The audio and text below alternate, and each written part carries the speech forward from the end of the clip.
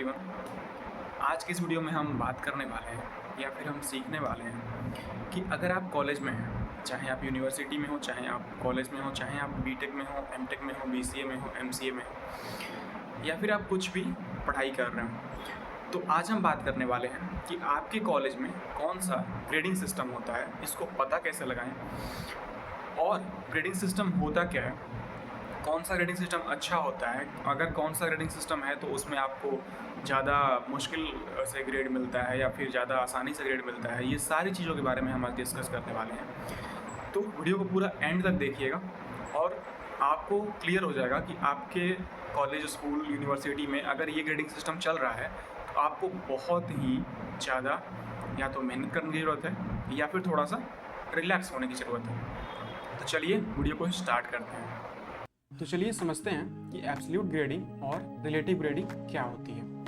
तो देखो, absolute grading क्या होता है कि ये आपने देखा होगा कि ये नाम से फिक्स हो रहा है कि ये एब्सोल्यूट है। दैट मीन्स कि ये एक प्रॉपर फिक्स्ड सिस्टम है। इसका जो सिस्टम है ना वो फिक्स है। क्या होता है ये मैं समझाऊंगा। और यहाँ नाम से क्लियर हो रहा है ये रिलेटिव है। मतलब वन रिस्पेक्ट टू अदर, मतलब एक दूसरे के रिस्पेक्ट में ये चीज़ वेरी करती है, ये चीज़ चेंज होती है।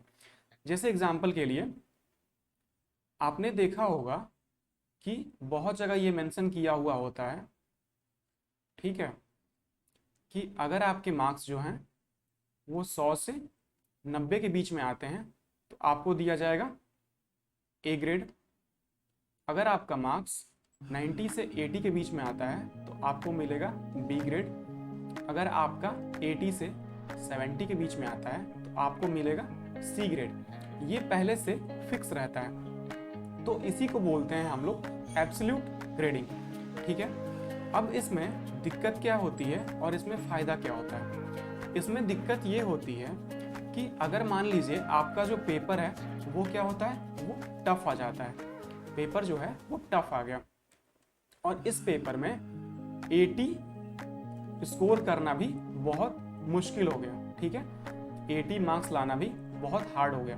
तो आपका जो मान लीजिए लेट्स से कि 80 नहीं आया, अगर किसी बंदे का 79 आ गया, तो अगर 80 से 79 के बीच में आपका मार्क्स है तो आपका ग्रेडिंग क्या हो जाएगा, सी हो जाएगा। तो आपका जो ग्रेडिंग सिस्टम अलॉट हुआ वो सी हुआ, ठीक है।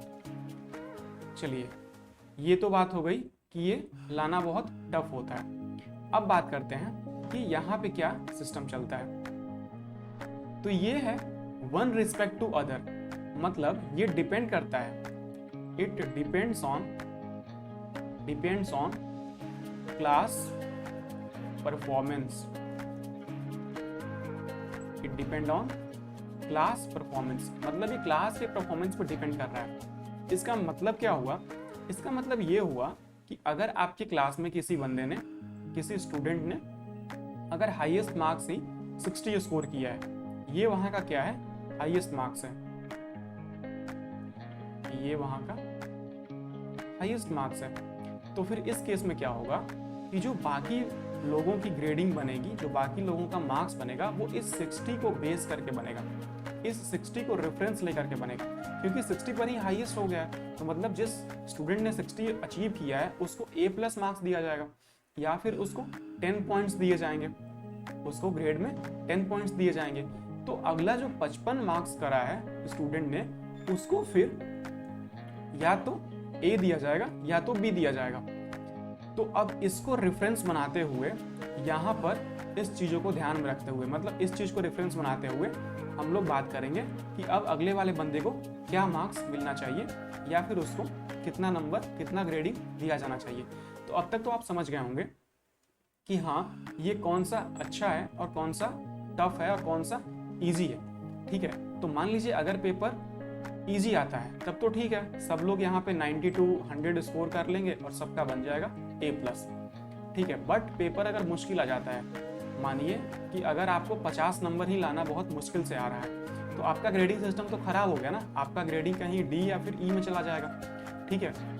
लेकिन यहाँ पे ऐसा नहीं हो रहा है। यहाँ पे क्या हो रहा है कि अगर आप 50 नंबर भी ला रहे हैं और सामने वाला जो हाईएस्ट लाया है वो 60 मार्क्स लाया है, तो भी आपकी ग्रेडिंग कहीं ना कहीं बी के अराउंड लाई कर रही होगी। तो आपको क्लियर हुआ कि एब्सोल्यूट और रिलेटिव ग्रेडिंग का अंतर क्या है, इन दोनों में अंतर क्या है। अब इसका पता कैसे लगाओगे आप? तो सिंपल सा चीज़ है कि अपने कॉलेज के बारे में अगर आपको जानना है और आप फर्स्ट ईयर में हो, तो आप क्या करोगे, मेजर जो सोर्स हैं वो क्या है, आपके सीनियर्स हैं। आप अगर बॉयज़ हो तो बॉयज़ से पूछो, गर्ल्स हो तो गर्ल्स से पूछो, किसी से भी पूछ सकते हो, बॉयज़ गर्ल्स से मतलब नहीं है। जो भी सीनियर है उसे ये चीज़ पता होगी, जिसने एग्जाम फेस कर लिया है उसको ये बात पता होगी कि हाँ हमारे एग्जाम में कौन सा सिस्टम चल रहा है, हमारे एग्जाम में क्या चीज़ें चल रही हैं, ठीक है। और नहीं तो आप किससे पूछ सकते हो, अपने प्रोफेसर से पूछो। आप अपने प्रोफेसर से पूछो कि सिंपल सर यहाँ का ग्रेडिंग सिस्टम, हमारे कॉलेज का ग्रेडिंग सिस्टम क्या है, तो वो सिंपल बोलेंगे कि या तो एब्सोल्यूट है या फिर हमारे रिलेटिव चलता है, ठीक है। तो आप उस हिसाब से अपने आप को प्रिपेयर करो फ्रॉम फर्स्ट सेमेस्टर। अगर आप फर्स्ट सेम में हो या फिर आप ईयर वाइज होता है तो ईयर भी मान सकते हो, तो आप उस हिसाब से लेकर चलो कि आपका अगर एग्ज़ाम बहुत डिफिकल्ट आता है या बहुत इजी आता है तो उस हिसाब से आपको प्रिपेयर करना होगा। और सबसे बड़ी बात है, आप ग्रुप स्टडी पे ज़्यादा फोकस करो, ठीक है। अगर आपका रिलेटिव है तो तब तो आपको ग्रुप स्टडी करना ही चाहिए। क्यों करना चाहिए? क्योंकि जब आप लोग साथ मिलकर पढ़ेंगे तो साथ मिलकर पढ़ने पे ऐसा होगा कि बहुत ज़्यादा डाइवर्सिटी नहीं आएगी, बहुत ज़्यादा अंतर नहीं आएगा, 50 से 60 के बीच में ही सबका मार्क्स लाई करेगा, ठीक है। और अगर आपका एब्सोल्यूट भी है, जिसमें कि एक प्रॉपर फिक्स सिस्टम चलता है, तो भी अगर आप ग्रुप स्टडी कर रहे हो तो इसमें भी आपको फायदा ही मिलेगा। फायदा किस सेंस में मिलेगा कि मानिए कि आपका जो तैयारी था वो 70 नंबर का था, आपका प्रिपरेशन खुद से 70 नंबर का था, आपने ग्रुप स्टडी किया और आप दूसरों को बताओगे, दूसरों से सीखोगे। ग्रुप स्टडी का मतलब यही होता है। तो आपका जो ये तैयारी था वो ये हो सकता है कि इनहेंस होकर के 80 नंबर पर चला जाए या फिर 90-85 पर चला जाए, तो आपका कहीं ना कहीं फायदा हुआ।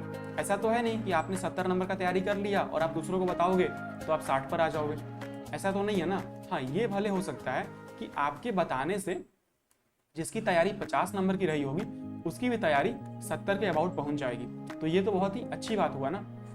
आप दूसरों को मदद करोगे और उसका मार्क्स अगर इंप्रूव हो जाता है तो ये तो बहुत अच्छी बात हुई। तो ये था पूरा का पूरा ग्रेडिंग सिस्टम, ठीक है। उम्मीद करते हैं कि आपको ये चीज़ें समझ में आई होंगी। अगर आप कॉलेज के फर्स्ट ईयर में हो या फिर फर्स्ट सेमेस्टर में हो, कि आपके कॉलेज में जो भी सिस्टम चलता है एब्सोल्यूट या फिर रिलेटिव, आप जल्द से जल्द अपने सीनियर से पता करो, अपने प्रोफेसर से पूछो और फिर उस वे में थोड़ा सा सीरियस हो जाओ।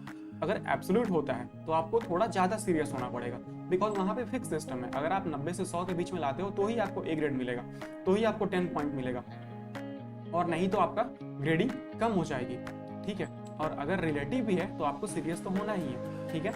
तो आप कॉलेज को एंजॉय करो और साथ ही साथ पढ़ाई करो। अगर इंटरेस्टिंग लगा हो वीडियो तो चैनल को क्या करना है, आपको चैनल को सब्सक्राइब कर देना, ठीक है, और वीडियो को लाइक कर देना यार। और नेक्स्ट आप किस टॉपिक पर वीडियो चाहते हो इस चीज़ के लिए कमेंट करो। अगर आपके कॉलेज में कुछ भी चीज़ें समझ में नहीं आ रही हैं तो आप कमेंट करके पूछ सकते हो कि हाँ भैया ये चीज़ कैसे होता है। और अगर आपको कुछ डाउट है, लाइक आपको कुछ सिलेबस से भी डाउट है, तो आप कमेंट करके उस चीज़ के बारे में अपना डाउट क्लियर कर सकते हो। तो मिलते हैं नेक्स्ट वीडियो में, तब तक के लिए थैंक यू।